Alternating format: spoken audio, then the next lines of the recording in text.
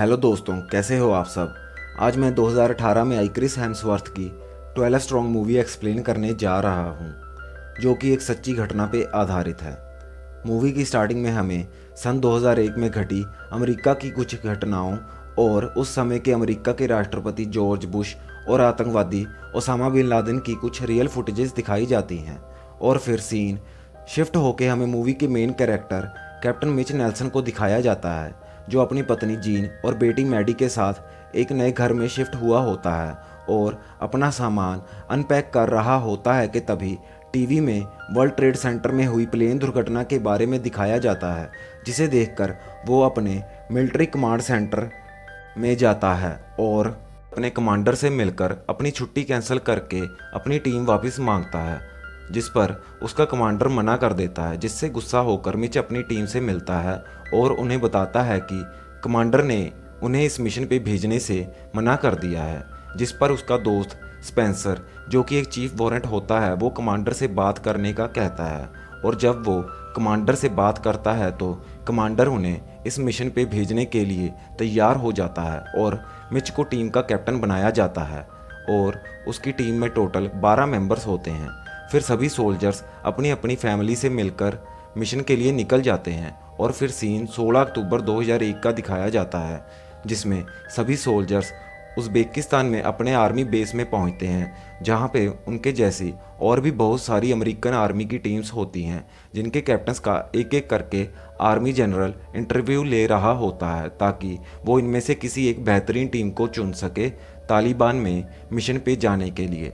और जब captain Mitch की बारी आती है तो इंटरव्यू के दौरान हमें पता चलता है कि मिच को रियल वार का कोई एक्सपीरियंस नहीं है। उसने सिर्फ ट्रेनिंग वॉर्स में ही हिस्सा लिया है और टीम को लीड किया है, जिसके कारण जनरल उसे भी रिजेक्ट करने वाला होता है। बट मिच की बातों से जनरल काफ़ी प्रभावित हो जाता है और उसे ये मिशन सौंप देता है और मिशन की डिटेल बताता है और बताता है कि उन सबको अफ़गानिस्तान में तालिबानियों से लड़ रहे एक लोकल वारलॉर्ड दोस्तुम का साथ देना है और मज़ार शरीफ पर कब्ज़ा करना है। जिसके बाद जब मिच अपनी टीम को ये बताता है तो वो सब बहुत खुश हो जाते हैं। फिर वो सभी एक मिलिट्री चॉपर में बैठकर अफ़गानिस्तान के लिए निकलते हैं और ज़्यादा ऊंचाई पर होने के कारण रास्ते में उनका एक साथी वोमिट करने लग जाता है, जिस पर बाकी सोल्जर्स उसका मजाक उड़ाते हैं। और फिर अंधेरे में एक सुनसान जगह पर वो चॉपर उन सबको उतार कर चला जाता है, जहां पर कुछ अफ़गानी लोग उन्हें लेने आते हैं और दोस्तुम के बेस पर ले जाते हैं, जहां उन्हें एक अमेरिकी फ़ौजी मिलता है जो पहले से ही दोस्तुम के साथ मिलकर काम कर रहा था। और वो उन सबको दोस्तुम और अफ़गानिस्तान के हालातों की पूरी डिटेल देता है और अमेरिका ने जो भी सामान दोस्तुम की हेल्प के लिए भेजा था उसे लेकर वहां से चला जाता है। फिर दोस्तुम को दिखाया जाता है, जो कि अपनी आर्मी की एक टुकड़ी के साथ वहां आता है और मिच से मिलता है। बट शुरुआत में वो मिच को इग्नोर करता है और उसके साथी स्पेंसर की बहुत इज्जत करता है। ऐसा शायद इसलिए क्योंकि उसे शायद पता था कि मिच ने इससे पहले कोई असली जंग नहीं लड़ी है और स्पेंसर एक वॉर हीरो था। और खाना खाते समय जब वो फिर से मिच को इग्नोर करके स्पेंसर से मिशन के बारे में बात करने लगता है तो मिच उसे समझाता है कि टीम का कैप्टन वो है तो उसे उसके साथ ही मिशन की सारी डिस्कशन करनी चाहिए। जिस पर पहले तो दोस्तुम नई ब्याही औरत की तरह नखरे करता है, पर बाद में मिच के प्यार से मनाने पर मान भी जाता है। फिर वो उन सबको 6 घोड़े देता है, जिससे मिच को बहुत हैरानी होती है और दोस्तों को वो कहता है कि उसे 12 घोड़े चाहिए क्योंकि वो 12 लोग हैं। जिस पर दोस्तों उसे कहता है कि अभी उसके पास सिर्फ 6 घोड़े ही हैं उन्हें देने के लिए। जिस पर मिच अपनी टीम को 2 हिस्सों में बांट देता है, एक टीम उसकी और एक टीम स्पेंसर की। फिर वो अपनी टीम को लेकर दोस्तों के साथ उसके हेडक्वार्टर्स कुबाकी की तरफ निकल जाता है। फिर यहाँ से सीन शिफ्ट होता है और हमें तालिबानियों का लीडर मुल्ला रज़ान दिखाया जाता है, जो एक फैमिली को सिर्फ इस वजह से टॉर्चर कर रहा होता है कि उन्होंने अपनी बेटियों को एजुकेशन देने की कोशिश की। फिर वो उन बच्चियों के सामने ही उनकी माँ के सिर में गोली मार के उसकी हत्या कर देता है। उधर दूसरी तरफ मिच और उसकी टीम दोस्तुम के साथ कोबाकी गांव की गुफाओं में पहुंच जाते हैं, जहां दोस्तुम का हेडक्वार्टर था। और रात हो जाने के कारण वो सब आराम करते हैं और अगले दिन वो सब बेस्टम पहुंचते हैं जो कि तालिबानियों का बेस था। और दोस्तुम मिच से तालिबानियों के बेस पर एयर स्ट्राइक करवाने के लिए कहता है, जिस पर मिच कहता है कि वो कैंप से बहुत दूर हैं और एयर स्ट्राइक करवाने के लिए उसे बिल्कुल स्टीक ऑल्टीट्यूड्स का पता होना चाहिए। जो कहकर वो थोड़ा नज़दीक जाकर बिल्कुल सही ऑल्टीट्यूड्स अपनी टीम को बताता है और एयर स्ट्राइक करवा के तालिबानियों का पूरा बेस उड़ा देता है। जिसके बाद दोस्तुम मिच को वहाँ से जाने के लिए कहता है और बाकी का हमला वो अगले दिन करेंगे ये कह के वहाँ से जाने लगता है, जिस पर मिच और उसके साथी भी उसके साथ चले जाते हैं। उधर दूसरी तरफ उज़्बेकिस्तान में अमेरिकी जनरल एक और टीम को अफ़गानिस्तान भेजने की तैयारी कर रहा होता है, जो कि वहां के एक और वॉरलॉर्ड एटा मोहम्मद के साथ मिलकर मज़ार शरीफ पर कब्ज़ा करने की कोशिश करेंगे, ताकि अगर मिच की टीम मिशन पूरा ना कर पाई तो दूसरी टीम कर देगी।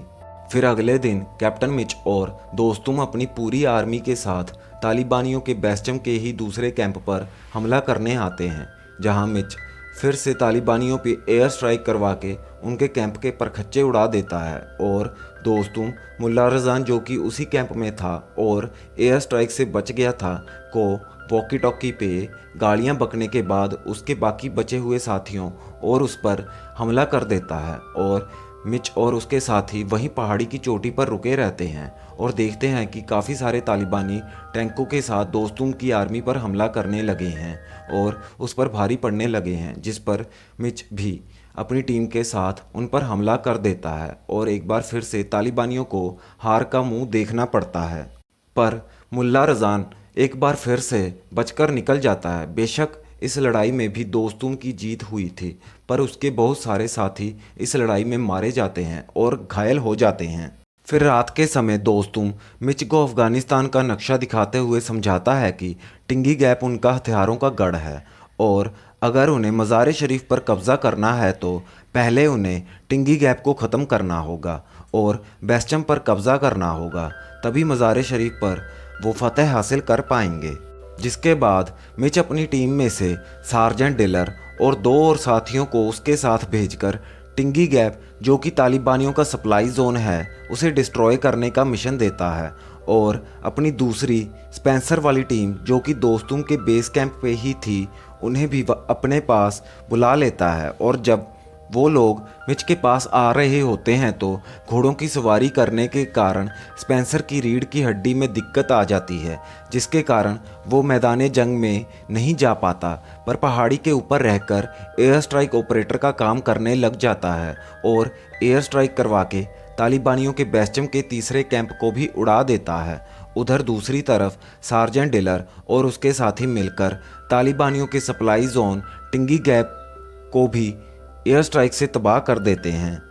फिर कैप्टन मिच को दिखाया जाता है, जो बेस्टम पर कब्ज़ा करने के बाद दोस्तुम को बताता है कि उनकी तरह एक और टीम अमेरिका ने भेजी हुई है, जो एटा मोहम्मद के साथ मिलकर मज़ार शरीफ पर कब्ज़ा करने के मिशन पर है। जो सुनते ही दोस्तुम भड़क जाता है, क्योंकि वो एटा मोहम्मद को अपना दुश्मन मानता था और अपनी फ़ौज को लेकर मिच की टीम को अकेला छोड़कर वहाँ से चला जाता है। जिस पर मिच उसे कहता है कि वो उसके बिना ही इस मिशन को अपने आखिरी दम तक पूरा करने की कोशिश करेगा। फिर मिच अपनी टीम के साथ तालिबानियों पर हमला कर देता है और स्पेंसर अपने एक साथी के साथ पहाड़ी की चोटी पर से ही एयर स्ट्राइक करवा के तालिबानियों के टैंक और आधे से ज़्यादा फ़ौज को ख़त्म कर देता है। फिर तालिबानियों की फ़ौज की एक टुकड़ी स्पेंसर के सामने सरेंडर कर देती है, पर उनमें से एक आतंकी बॉम्ब से सुसाइड कर लेता है, जिसके धमाके से स्पेंसर भी बहुत बुरी तरीके से घायल हो जाता है। दूसरी तरफ मिच भी अपने साथियों के साथ मिलकर तालिबानियों के साथ लड़ रहा होता है, पर वो देखता है कि मुल्ला रज़ान के पास एक मिसाइल लॉन्चर है, जिसकी मदद से वो मिच और उसकी टीम पर भारी पड़ने लगता है, जिससे मिच के कई साथी घायल भी हो जाते हैं और वो लोग पीछे हटने की सोचते हैं कि तभी वहाँ दोस्तुम अपनी आर्मी के साथ आ जाता है और तालिबानियों पर हमला करने लगता है, जिससे मिच का हौसला भी बढ़ जाता है और वो पूरे जोश के साथ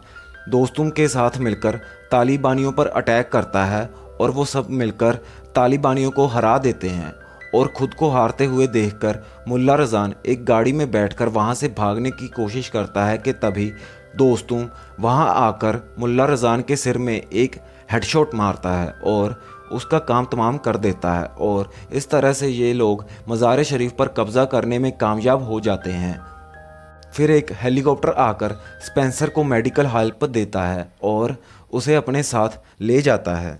फिर जब मिच अपने साथियों और दोस्तों के साथ मज़ार शरीफ के बॉर्डर पर पहुंचता है तो वो वहां अमेरिकन मिलिट्री द्वारा भेजी हुई दूसरी टीम और एटा मोहम्मद से मिलता है और दोस्तों भी एटा मोहम्मद के साथ हाथ मिलाकर अपनी पिछली दुश्मनी को ख़त्म कर देता है। जिसके बाद वो सब उज़्बेकिस्तान के अपने आर्मी कैंप में पहुंचते हैं जहां पर उनकी जीत की खुशी में उनका स्वागत किया जाता है और अंत में मिच अपनी घर पहुंचकर अपनी फैमिली से मिलता है और यहाँ ये मूवी ख़त्म हो जाती है। मूवी के एंड में हमें इन सभी 12 सोल्जर्स की